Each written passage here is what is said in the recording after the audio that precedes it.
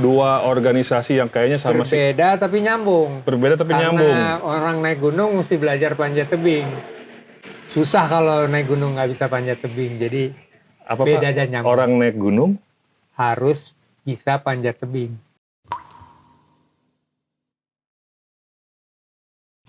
Assalamualaikum warahmatullahi wabarakatuh. Ketemu lagi sama gue Resi Alang Andrian di Ngotdor, ngobrol tentang outdoor.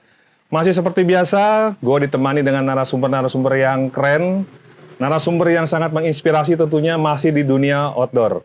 Gue sekarang lagi di daerah Jalan apa Pak? Jati Murni. Jati Murni. Daerahnya. Oh, daerah Jati Murni ya Pak ya. Jalan Rambutan. Jalan Rambutan. Dan di samping gue nih, udah nggak asing. Pak Adi Seno. Siap. Sehat Pak? Sehat. Alhamdulillah. Ini alhamdulillah nih. Ini masih baru saya soal-soal gini, jadi agak kagok. Mohon bimbingan.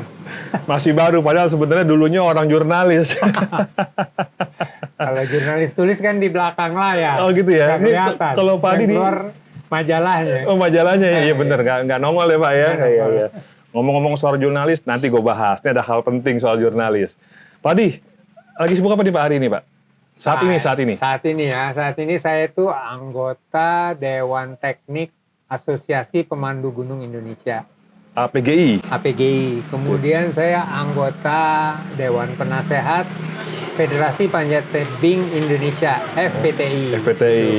Itu dua organisasi yang kayaknya sama sih. Berbeda tapi nyambung. Karena orang naik gunung mesti belajar panjat tebing. Susah kalau naik gunung nggak bisa panjat tebing. Jadi beda dan nyambung. Orang naik gunung harus bisa panjat tebing. Gitu Pak? Iya betul itu. Orang naik gunung harus bisa panjat tebing. Iya. Tapi kalau orang manjat tebing harus bisa naik gunung. Kebalik nggak gitu ya? Nggak perlu. Karena panjat tebing sekarang bisa di gym. Jadi nggak perlu jalan setapak sampai ke tebing, nggak perlu. Jalan setapak kan kayak orang naik gunung. Yes. Kalau ke gym kan naik ke mobil, parkir, terus naik lift. Mungkin naik eskalator, masuk ke gym manjat. Jadi bisa dibilang gini nggak Pak? Kalau orang yang sering naik gunung, hiking, belum tentu juga bisa manjat. Iya, tapi sebaiknya bisa. Sebaiknya harus bisa. Karena naik gunung itu, kalaupun itu gunung hutan ya, iya. Kan kadang-kadang kita lewat akar-akar, tanjakannya hampir 90 derajat gitu. Kan mesti berpegangan pada akar-akar. Itu kalau di panjat tebing kelasnya 53, 54 itu tingkat kesulitannya. Gitu. Kalau yang kita lihat di video kayak yang Alex Honnold kemarin manjat gedung itu 511, 512 gitu. Oh. Tingkat kesulitannya. Jadi kalau di gunung 54, 55 itu pasti dipakai. Jadi sekali lagi orang yang sering naik gunung atau pendaki gunung kalau bisa harus bisa manjat. Teknik manjat, teknik terutama pengamanan pemanjatan. Karena kalau vertikal itu orang bisa jatuh kan. Nah, jatuh itu ada pengamanannya kalau di panjat tebing. Itu belajarnya dulu dari orang naik gunung. Tapi kenyataannya Pak Adi saat ini gimana? Saat ini? Ya banyak juga yang naik gunung nggak punya dasar manjat, nggak punya dasar safety-nya manjat itu mungkin jadi masalah buat mereka karena orang belajar safety itu juga belajar mengenai disiplin dan bertahap gitu ya. Pengetahuannya itu yang mungkin kadang-kadang dilewatin orang-orang yang di gunung gitu. Terutama mungkin yang kalau kita kaji lebih dalam orang mengalami kecelakaan, kebetulan saya Dewan Teknik di Asosiasi Pemandu Gunung, jadi kerjaannya ngeliatin itu, memperhatikan teknik mendaki, itu memang ya ada loncatan-loncatan yang dilakukan oleh para pendaki yang menyebabkan mereka suka terjebak ke dalam situasi yang membutuhkan bantuan dari luar. Teman Ngotdor, ini hal menarik lagi kan, kalau bisa pendaki gunung juga harus paham dan bisa memanjat Pak Adi ya, karena itu sangat penting tadi yang seperti Pak Adi jelaskan. Nah, Pak Adi, tadi kan nyebut APGI dan FPTI, itu saling berhubungan dan sama-sama sibuknya kali ya, sama-sama penting dalam arti memikirkannya ini gitu. Nah, di antara kedua Ini apa Pak Adi? Organisasi ya nyebutnya? Organisasi. Di antara kedua organisasi ini Pak Adi yang sedang Pak Adi fokuskan, maksudnya nih yang lagi ada konsentrasinya nih di mana nih? Yang mungkin seiring berkembangnya waktu kan sekarang mountaineering nih kegiatan teman-teman outdoor nih kan banyak nih Pak Adi nih. Mungkin ada Pak Adi memerhatikan segimana nih yang kayaknya lagi ada perhatian khusus nih. Kalau politik karena saya di dua-duanya harusnya seimbang. Tapi pada kenyataannya gini. Kalau APGI itu baru ulang tahun ke-10 diisi oleh orang-orang muda yang kita semua sama-sama belajar, yang tua-tua cuma disuruh jadi pemikir doang gitu, ngomong sekali-sekali kayak saya sekarang ini. Jadi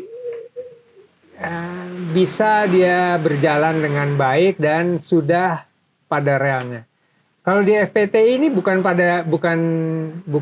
tidak pada realnya, bukan. Tapi FPTI itu punya dua bidang yang sebenarnya saling mendukung, tapi pertumbuhannya nggak seimbang, yaitu traditional climbing sama sport climbing yang turunnya nanti jadi competition climbing.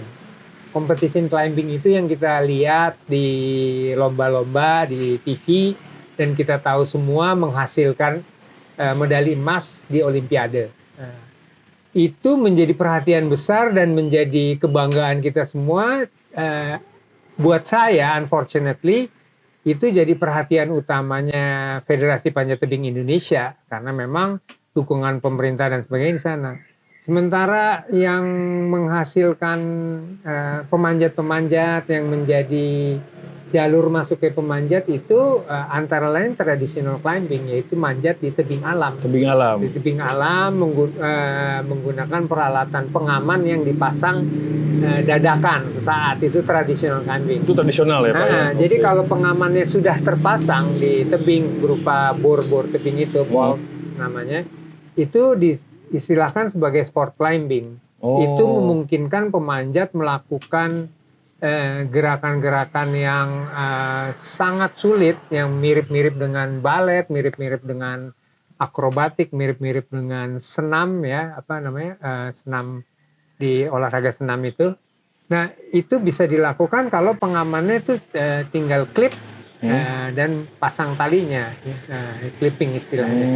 Itu bisa. Kalau traditional climbing, kita mesti masang sendiri pengaman sisip, pengaman pasak, pengaman pegas, kita mesti pasang di rekahan yang disediakan oleh alam. Kalau bolt itu sudah dibuatkan oleh kita, dibor, dipasang, dan kekuatannya pasti 1,2 ton atau lebih ya, untuk menahan orang jatuh. Ya. Tapi kalau masang pengaman sisip, pengaman pegas itu belum tentu bisa. Kalau masangnya nggak tepat banget, bisa dia kurang dari 1,2 ton. Tapi alatnya sendiri. Gitu ya. Kurang lebih gitu. Jadi saya passionate sekali untuk mengembangkan traditional climbing di panjat tebing. Di FPTI-nya ya. Kalau teman-teman yang mengembangkan itu di luar organisasi FPTI atau mereka sendiri, individu banyak, bukan saya saja, bisa dilihat tuh. Jadi tebing-tebing itu. Tapi yang traditional climbing sendiri belum ya. Belum. Sampai saat ini Pak, jadi belum ada yang memfokuskan untuk mengembangkan traditional climbing dari pihak-pihak lain. Udah ada. Jadi kayak kelompok negara manjat di Jabar, Skyger di Jabar juga. Kalau di Jakarta saya kurang tahu. Tapi ada di Bali pun ada yang ngembangin jalur-jalur panjat di tebing alam untuk traditional climbing. Umumnya dikembangin untuk sport climbing. Tapi sport climbing sendiri termasuk bagian tebing alam. Alam. Nah, tapi yang lebih spesifik lagi yang ada dari zaman dulu, dari tahun awal abad 20, dari naik panjat tebing mulai berkembang di dunia pendakian itu. Abad 19 itu adalah traditional climbing, masang pasak, masang sebelum manjat gitu. Teman outdoor, gue juga baru dengar nih traditional climbing. Kalau nggak ketemu Padi kan nggak akan tahu. ilmu baru. Emang tujuannya podcast ini kan ya gue pribadi khususnya juga jadi ada ilmu lah, nambah ya kan. Teman-teman outdoor juga mungkin masih juga baru dengar tuh istilah kata tadi traditional climbing. Yang mungkin obrol santai gue sama Pak Adi ini lebih ke climbing kali ini Pak Adi ya, lebih kurang lebih seperti itulah gitu. Dan gue jujur, gue kalau masalah climbing gue juga gak ngerti. Cuman tahu aja orang pada sering ngelakuin di tebing yang ada di Citata. Ya kurang lebih lah gue tau gitu doang yang sering didengar. Nah, teman Ngotdor, ini sebelum gue lanjutin, ini nggak ada salahnya nih kalau kupas sedikit latar belakang Pak Adi. Pak Adi itu pernah menjadi jurnalis ya Pak? Ya. Jurnalis lepas apa? Enggak, saya Wartawan. Wartawan tulis tahun 93 saya diangkat. Sebelum saya dari 82 sebenarnya. Mulainya belajar nulis untuk penerbitan. Waktu itu saya ikut Mapala dapat sponsor dari grupnya. Dulu ada koran sore Sinar Harapan ya. Tapi sekarang udah almarhum. Di situ ada tabloid Kaunak. Nah, mereka kasih sponsor untuk perjalanan Mapalawi. Saya jadi anggota Mapalawi dulu. Pak Adi Seno tuh anggota Mapala UI. Ya, siap. Tahun berapa tuh Pak? Tahun 82 masuknya. Tahun 82 dan tadi disebutkan Pak Adi menjadi wartawan ya. Ya. Majalah Kaunak. Itu ternyata tabloid Kaunak. Dan ternyata bersama Norman Edwin, almarhum Norman Edwin, almarhum Jajo. Dondi Raharjo ya. Dondi Raharjo sama ini tadi Effendi Sulaiman ya? Effendi Sulaiman juga, ada almarhum juga. Itu semua petualangan. Sebelumnya adalah Pak Adi Seno seorang wartawan, berada di dalam satu tabloid namanya Kaunak ya Pak Kaunak. Di mana Pak Adi Seno bersama almarhum Norman Edwin, almarhum Jajo, dan almarhum Pak Effendi Sulaiman. Ya. Tabloid Kaunak itu isinya lebih tentang pencinta alam, tentang kegiatan-kegiatan outdoor. Nama-nama yang kamu sebut itu mungkin yang muda-muda nggak kenal itu adalah tokoh-tokoh pencinta alam. Norman Edwin itu pendaki yang meninggal di Aconcagua. Effendi Sulaiman itu dia pengarung laut, dulunya juga mendaki juga, tapi dia pengarung laut, bikin ekspedisi Cadik Nusantara. Terus kalau Dondi Raharjo ya Jajo itu banyak lah yang kenal gitu. Dia memang pelatih terakhir yang saya ingat, dia pelatih tim rescue ya. Jadi itu kita semua waktu itu masih baru belajar mengenai dunia pencinta alam, baru belajar naik gunung. Saya baru belajar, kami terus sekalian juga belajar jurnalistik, nulis dan sebagainya. Itu tahun berapa Pak waktu itu Pak? Tahun 83 apa mulainya itu kalau nggak salah. 83 apa 82? Ya? Nah, sama saya bareng masuk Mapala, jadi kita dapat sponsor dari tabloidnya namanya Mutiara dulu. Terus dapat sponsor, terus saya nulis, kebetulan tulisannya diterima. Terus habis itu saya magang di situ, jadi stringer lah. Sampai tahun 93 saya jadi staff. Jadi wartawan. Pak Adi Seno adalah anggota Mapala UI. Ya, betul. Dan juga anggota kehormatan dari Wanadri. Wah, lengkap deh tuh. Berharap di Ngotdor ini nih, gue tarik nih ilmunya semua nih biar keluar nih. Nah, balik lagi tadi kan disebut ada almarhum Norman Edwin, almarhum Jajo, dan almarhum Effendi Sulaiman. Teman-teman Ngotdor harus tahu tuh mereka tuh siapa. Tadi Pak Adi juga udah jelasin. Dan kalau nggak tahu juga gampang ya Pak, di Google juga namanya keluar ya. Pasti. Jadi sekali lagi misi gue membuat podcast Ngotdor ini adalah yaitu tadi, setidaknya kita nih para pegiat apa nyebutnya ya, pegiat alam kali ya Pak ya, yang suka bermain di outdoor, nggak cuman tahu kegiatannya aja. Kalau bisa tahulah pelaku-pelaku seniornya itu dulu siapa. Salah satunya yang di samping gue ini ada Pak Adi, alhamdulillah yang bersedia gue ajak ngobrol di sini. Pak Adi, tadi kan majalah ini kita masih bicara majalah tabloid Mutiara ya. Jadi isinya itu lebih ngebahas soal kegiatan outdoor. Ya, kegiatan mendaki, arung jeram, caving. Oh, caving juga ya? Ada. Ngomong-ngomong caving tuh Pak Adi, kalau di toko kita caving siapa Pak Adi? Caving siapa ya? Cahyo, Alcantara. Cahyo ya? Dulu Cahyo itu juga mengakunya diajar oleh almarhum Jajo. Jajo ya? Terus ada Ferry dari Buni Ayu, Buni Sukabumi. Itu Pak Adi masih ingat nggak zaman itu, Pak lagi ngebuat berita itu tuh, maksudnya ada kenikmatan apa Pak Adi yang Pak Adi nggak bisa lupa? Ingat nggak zaman sama teman-teman tadi tuh? Ya, kalau buat saya sih ya kan saya belajar tentang outdoor, baru mulai masuk lah Greenhorn. Jadi saya dapat ilmu tentang kegiatan outdoor, kemudian saya dapat kesempatan melakukan perjalanan karena dibiayain kantor. Jadi itu yang membuat saya kayak ketagihan lah berulang di situ saya belajar. Kemudian saya juga belajar mengenai bagaimana bertutur, bercerita untuk kegiatan yang saya suka ini nih gitu. Gimana bikin nulis. Kebetulan juga kadang-kadang disuruh motret, jadi Harus bisa motret. harus gitu. bisa motret. Jadi itu yang membuat saya ya kayak terus di bidang ini. Gitu. Padahal background-nya bukan jurnalis ya Pak Adi ya? Bukan, saya dulu kuliahnya geografi. Geografi ya Pak Adi Ilmu ya. bumi ya. Tapi ya mau nggak mau akhirnya jadi harus tahu ya Pak Adi ya. Iya, iya. Harus tahu ya. Nah itu singkat tadi sedikit cerita soal tabloid Mutiara Kaunak yang Pak Adi pernah ada di dalamnya. Sekali lagi bersama almarhum Norman Edwin, almarhum Jajo, dan Effendi almarhum Sulaiman. Effendi Sulaiman. Dan ketiga orang itu alhamdulillah gue tahu ceritanya ya karena emang baca. Baca karena emang kalau nggak baca nggak tahu kayak gitu. Nah Pak Adi, kita balik lagi ke soal tadi tradisional climbing.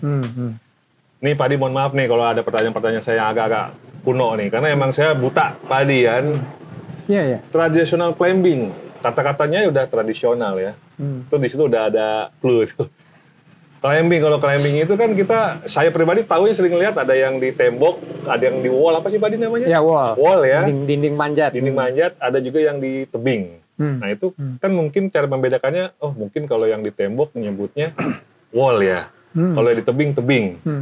Kan juga ada yang namanya rock climbing. Tadi ada lagi Pak Adi sebut ada apa tadi? Sport. Sebenarnya yang paling gampang membedakannya itu Pak Adi gimana sih buat orang yang awam banget? Jadi kalau yang ngikutin sejarah, dekade 50, 60-an itu ada seperti perseteruan lah ya. Sampai gampar-gamparan nih. Oh gitu? Jadi orang menemukan alat baru untuk membuat pengaman di tebing tadi kan. Saya udah jelasin kalau kita manjat, kalau jatuh harus ada titik yang bisa nahan kita. Iya. Supaya dua-duanya nggak jatuh ke bawah kan, bawah. si penahan sama yang manjat. Nah, titik penahan itu dibuat dari bor. Jadi tebingnya dilobangin, terus dikasih ramset, terus dikasih gantungan. Hanger namanya. Hanger itu kuatnya sampai 1 ton. Itu makanya itu dipakai. Itu kenapa jadi masalah? Karena ada mazhabnya di panjat tebing tuh, ada mazhab clean climbing, ada artificial climbing. Clean climbing tuh manjat tidak meninggalkan bekas apapun sampai ke puncak gitu. Kalau artificial climbing itu meninggalkan pasak-pasak untuk menambah ketinggian, nambah ketinggiannya pun dengan menggunakan tangga-tangga tali gitu. Jadi ada mazhab lain lagi. Emang gitu. Banyak mazhab udah kayak agama aja tuh. Manjat tuh udah kayak agama, jadi banyak mazhab. Nah ini yang bor ini menjadi masalah karena ada yang anggap kalau pakai bor tuh kayak curang. Kamu bikin lobang, kasih tangga tali terus kamu naik. Menambah tinggi, bikin lagi lobang terus sampai lobangnya berderet-deret. Itu dianggap melanggar mazhab clean climbing.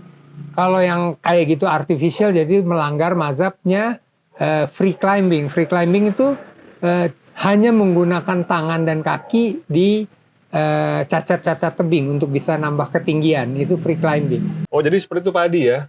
Jadi memang agak-agak kedengarannya rumit gak sih Pak Adi buat orang yang nggak ngerti? Iya rumit mungkin ya. Ya jadi mungkin yang seru pas berantemnya kali ya.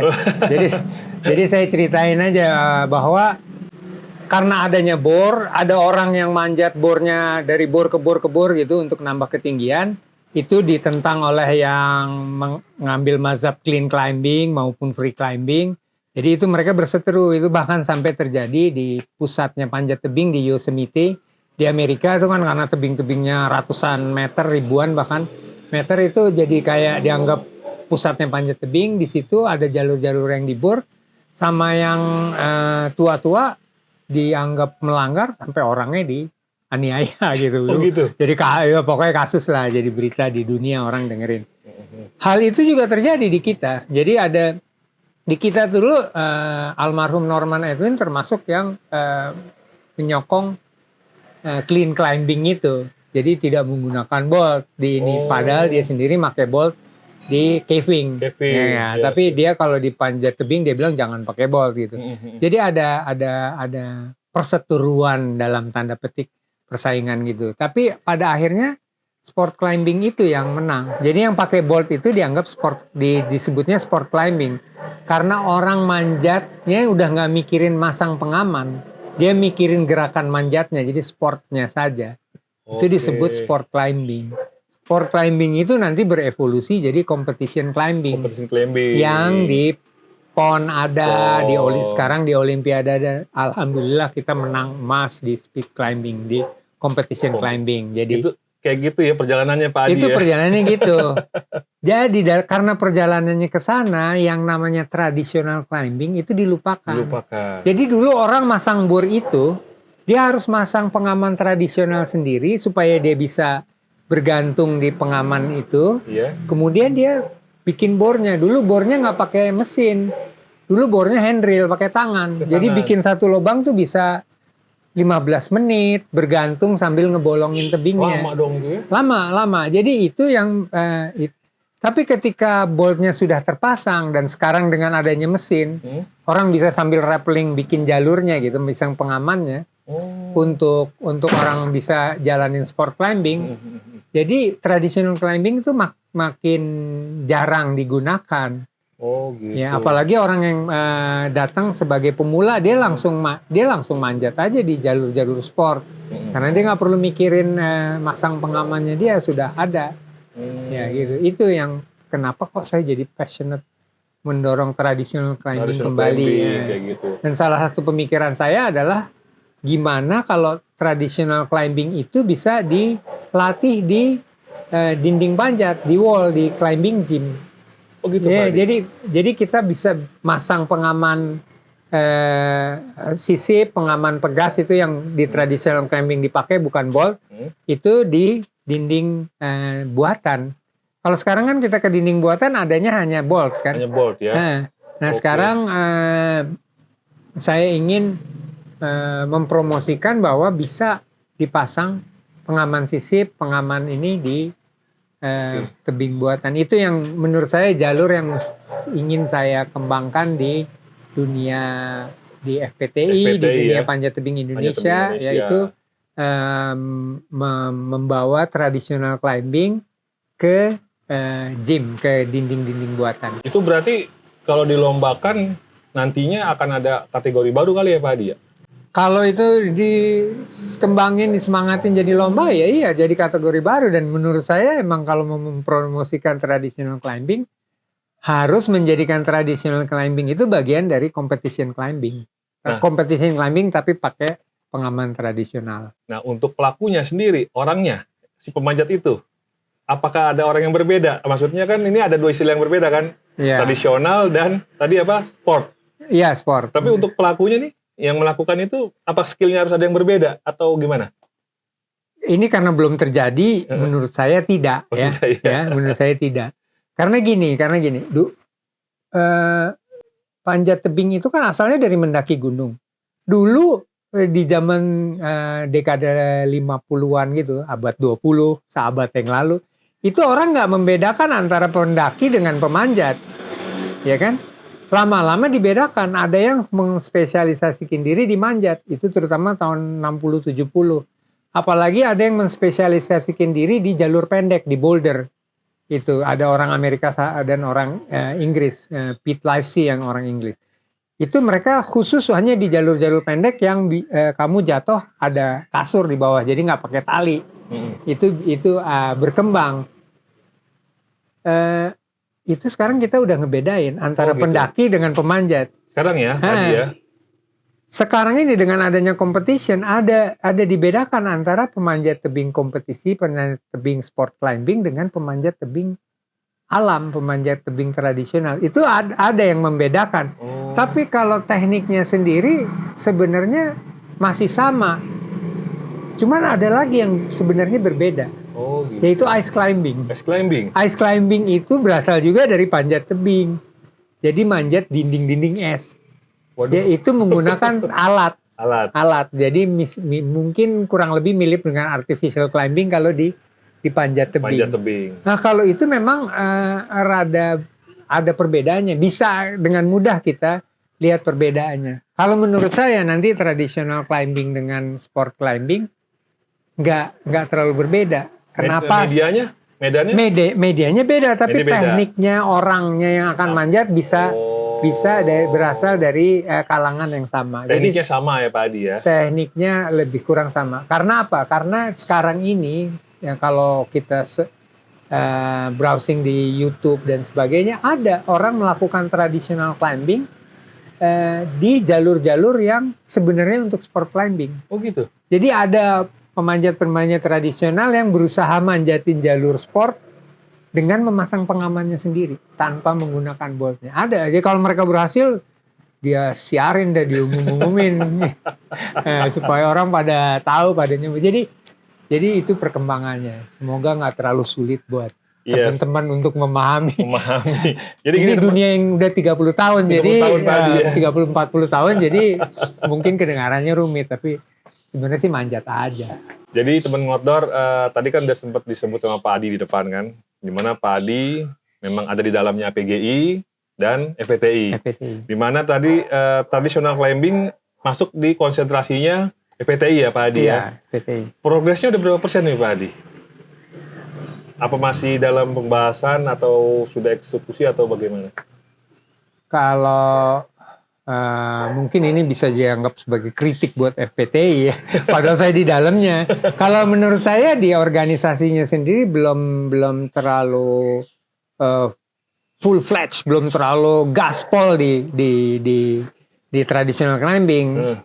Cuman ada perkembangan sangat baik. Sekarang tebing alam dipegang oleh Pak Robert dan Mas Rocky Gerung, terkenal itu kan? Iya. Ya. Nah, mereka yang megang dan mereka sekarang berhasil mendorong terbitnya jalur-jalur tebing alam di buku, diterbitin di Gramedia. Jadi itu infrastrukturnya tebing alam. Kalau kita punya buku-buku petunjuknya untuk manjat itu, kita kan bisa pergi manjat ke alam. Tapi jalur-jalur itu kebanyakan adalah jalur sport climbing. Hanya di alam, bukan di gym, bukan di tebing buatan gitu. Jadi orang bisa ke sana. Nanti kalau ada yang interest untuk, nggak mau pakai bolt, mau coba pakai pengaman pegas, pengaman sisip, mereka bisa ke sana. Jadi menurut saya ada kemajuan. Tentunya karena saya pribadi nggak maunya sih, kalau bisa bersaing dengan competition climbing. Tapi ya namanya orang tua kan cuma bisa nasihat, cuma bisa ngomong, cuma bisa berharap. Tapi harapan saya itu bisa ya berdiri bersandingan lah. Tradisional climbing dan sport climbing. Tradisional climbing dan sport climbing itu bisa berdampingan ya. Sport kan udah masuk cabur ya. Ya. Kalau tradisional harapannya akan masuk cabur juga. Ya. Jadi di sini Pak Adi, teman ngotdor bersama FPTI Pak Adi ya, lagi menggalakkan itu supaya tradisional climbing bisa masuk. Ya targetnya cabur, benar nggak Pak Adi? Iyalah, karena it's a lesson learned. Itu dari sejarah kita belajar. Sejarah kan? Panjat tebing jadi dikenal sampai anak-anak kecil kenal, ibu-ibu rumah tangga kenal karena kita punya juara. Punya pemegang medali emas dari Olimpiade cabur panjat tebing, jadi mereka semua kenal. Kalau tradisional kita kembangin ke kompetisi, ya harapannya tradisional climbing juga bisa sepopuler itu dari itu. Tapi ya tentunya itu bukan satu-satunya jalan. Yang pasti itu tadi, kalaupun nanti jadi cabang olahraga Pak Adi ya, yang udah jelas memang medannya beda ya, tradisional sama sport ya. Kalau kompetisi bisa aja di dinding buatan. Oh gitu. Tapi pengamannya beda. Pengamannya. Jadi ya boleh juga dibilang medannya beda, tapi tempat pengamannya bukan bolt lah. Oh gitu ya. Beda kan di situ ya. Tapi skill kurang lebih sama. Sama gitu ya. Jadi nggak ada skill yang ditambahin nih, skillnya harus begini enggak ya. Tuh, mantep kan teman ngotdor. Ini ilmu baru lagi nih yang gue dapat nih. Kemarin juga udah dapat ilmu dari teman-teman senior yang jadi tamu di ngotdor. Nah sekarang dengan Pak Adi ya kan. Ya pokoknya intinya podcast ngotdor ini berusaha untuk mendatangkan narasumber-narasumber yang insya Allah bisa bermanfaat ilmunya. Dan Pak Adi juga di sini sudah, Pak, kalau dihitung udah berapa puluh tahun, Pak, bergelut di bidang ini, Pak? Di bidang outdoor kali ya, bahasanya itu Pak Adi menggeluti. Ya, saya belajar tahun 77, belajar mendaki, dan teknik-tekniknya tahun 77. Ya awalnya dari apa, Pak? Mendaki gunung ya? Mendaki gunung gede saya. Diajak teman kelas saya naik, terus ya 82 masuk Mapala, 2004 2005 saya diangkat anggota kehormatan di Wanadri. Ya. Oke teman outdoor, tadi Pak Adi udah panjang lebar cerita soal climbing tradisional yang sedang digalakan bersama FPTI ya Pak Adi ya.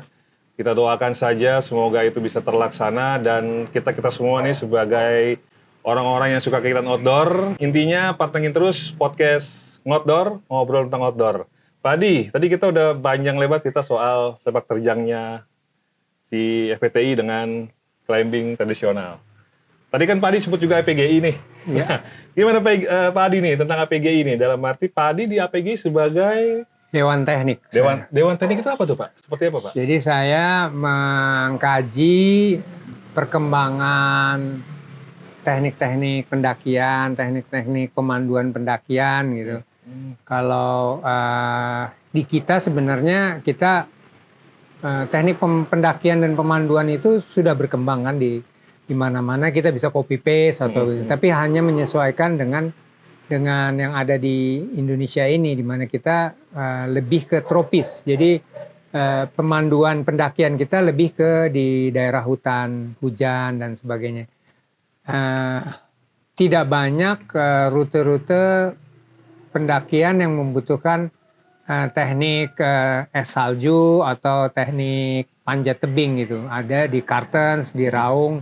Ada beberapa gunung yang sebenarnya teknikal. Jadi kayak kalau kita ke Gunung Parang itu full panjat tebing di situ yang digunakan. Nah, jadi itu yang coba kami review. Yang kedua adalah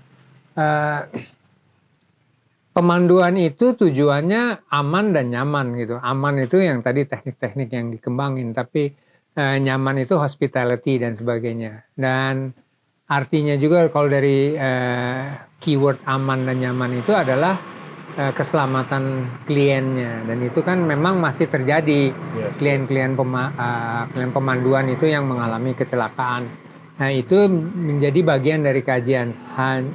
Cuman kalau kajian itu memang bukan di ekspertis saya, itu adalah wilderness medicine dan K3 di pendakian yang menjadi intinya kami berusaha mengumpulkan itu terus kemudian memasukkan sebagai nasihat sebagai materi buat Dewan Pengurus APGI untuk mensiarkan atau menjadikan itu sebagai standar, karena standar pemandu gunung tuh tiap 5 tahun berubah, diperbarui. Oh diperbarui Pak ya? Ya bisa berubah sama sekali. Diperbarui itu melihat kondisi juga kali ya Pak ya? Maksudnya kan tadi per berapa Pak? Per 5 tahun. Per 5 tahun. Kan bisa dikatakan 5 tahun itu kan pasti ada apa Pak ya? Semacam Iya, perkembangan teknologi gitu ya. Zaman saya dulu naik gunung nggak ada GPS. 30-40 tahun lalu nggak ada GPS, tapi 15 tahun lalu udah ada GPS gitu. Itu pun saya belajar waktu itu di Holuan di Papua gitu, pakai GPS gitu. Nunggu berjam-jam saya di lembah, nggak keluar datanya. Begitu saya jalan 100 meter keluar lembah itu ternyata satelitnya nangkep banyak gitu. Berjam-jam nganggur di alam gitu, buang-buang waktu, buang-buang logistik. Hanya karena nggak tahu kalau GPS tuh mesti dibawa keluar. Jadi itu mengapa tiap 5 tahun ada perubahan standar. Ada perbaruan ya. Termasuk kalau kayak ada kasus kali ya Pak Adi, bisa juga jadi pelajaran ya. Maksudnya kasus yang nggak terdeteksi tiba-tiba terjadi, ini bisa jadi kajian lagi gitu, mungkin nggak? Iya gitu. Iya memang. Itu kalau di APGI ada Dewan Teknik, ada Dewan Etik, itu semua yang harus bersama, ada Dewan Penasihat juga yang akan bergabung untuk mengkaji jika adanya kecelakaan gitu. Jadi bukan sekedar bisa memandu saja Pak Adi ya. Kalau kan dia harus paham juga tadi ada istilah tadi kan teknik. Teknik ya. Karena kan bicara memandu itu kan nggak hanya mandu. Kan bener gak sih Pak Adi kalau saya bilang pemandu itu kan luas. Iya. Jadi nggak bisa dibilang pemandu itu hanya mandu gunung. Iya, Bisa betul. bisa nggak dibilang gitu, Pak Adi? Nggak bisa. Ya pemandu itu bukan hanya kita kadang-kadang terjebak kata pandu itu kan yang mengantar kita di Mengantar, depan ya. ini. Bukan, kalau pemandu itu bukan hanya mengantar, kita harus menjamin keamanan dan kenyamanan dari orang yang kita bawa. Tamu ya, yang kita Tamu. bawa seperti itu. Dan itu banyak disiplinnya itu, bukan hanya teknik mendaki, bukan. Bersertifikat juga pasti, Pak Adi, kan? Itu menjadi pegangan ya, Pak Adi, ya. Kalau sertifikatnya, apa maksudnya itu ada jangka waktu, Pak Adi? Ada 3 tahun. 3 tahun ya. Dan Pak Adi sebagai tadi Dewan Teknik. Dewan Teknik ya, Iya. Dewan Teknik. Kata-kata teknik kan berarti kan ini berhubungan dengan skill nih, Pak Adi, ya. Ya. Jadi pemandu itu harus juga menguasai teknik ya. Ya. Kalau dia itu harga mati, Pak Adi, harus. Harus loh. Harus ya? sih. Harus, Jadi kompetensi orang itu terdiri dari 3 hal, Yes. yaitu pengetahuan kognitif, Nah, psikomotorik, yaitu yang kita biasa bilang keterampilan itu sebenarnya psikomotorik. Jadi kita punya keterampilan kalau mikir, oh kalau saya mau manjat, saya mesti pakai alat ini. Kalau kita nggak praktekkan, kan kita nggak punya psikomotoriknya. Yes. Itu psikomotorik. Yang ketiga adalah sikap, afektif. Jadi kalau manjat, kalau kita sikapnya takut-takut, nggak bakal bisa kita ngerjain. nah. Jadi 3 hal ini yang harus ada di dalam kompetensi seorang. Mau itu outdoor atau enggak, mau kamu dokter, mau apa, mesti punya 3 itu. Nah, kalau teknik itu sebenarnya 3-tiganya untuk dia bisa melakukan misalnya moving together, bergerak bersama dengan di tali. Itu dia mesti punya pengetahuannya, gimana sih pakai simpul apa gitu, talinya tali apa, itu pengetahuan mesti punya. Baru dia mempraktekkan simpulnya dan baru dia bisa jalan di alam gitu. Nah, Gitu. sampai saat ini Pak Adi, untuk pemandu gunung Indonesia gimana Pak Adi progresnya? Ya, kalau pemandu gunung sekarang standarnya udah ada yang baru yang mulai tahun ini akan diterapkan, yaitu mulai dari porter, kemudian trekking, sampai akhirnya pemandu di gunung es salju itu ada kompetensinya. Jadi kalau teman-teman bisa ngambil, bisa milih mana yang menurut dia yang dia perlukan. Porter, apakah trekking, apakah pemandu berhari-hari, itu ada juga. Jadi itu pilihan-pilihannya ada. Dan ada Pak Adi ya. Tergantung teman-teman nih. Tapi yang pasti tadi Pak Adi udah sebut, di mana antara APGI dan FPTI sangat berhubungan. Saling terkait banget ya Pak Adi ya. Betul. Dan kedua itu sama-sama penuh konsentrasi untuk menanganinya di sini. Dan Pak Adi kebetulan ada di duanya Pak Adi ya. Tadi Pak Adi juga sebutkan soal climbing tradisional, semoga bisa terwujud apa yang sedang dicita-citakan. Amin. Intinya teman ngotor, kita doakan semua senior-senior kita nih, senior-senior yang duluan main di alam. Kita kan cuma penerus insya Allah. Jangan nggak belajar sama yang lebih dulu, Pak Mali. Nah, buat teman-teman ngotdor, kalau teman-teman ngotdor suka dengan podcast ini, bantu like, comment, share, dan subscribe. Kalau teman-teman ngotdor ingin request narasumber juga bisa, tinggal WhatsApp gua atau DM. Sekali lagi, sampai ketemu di podcast ngotdor dengan narasumber yang berbeda. Kita doakan sekali lagi Pak Adi Seno bersama APGI-nya dan FPTI-nya semoga bisa menjalankan program-program yang sudah direncanakan. Dan yang pasti Pak Adi sehat selalu Pak Adi. Amin. Terima kasih atas Pak Adi ya. Oke teman ngotor, terima kasih. Assalamualaikum warahmatullahi wabarakatuh.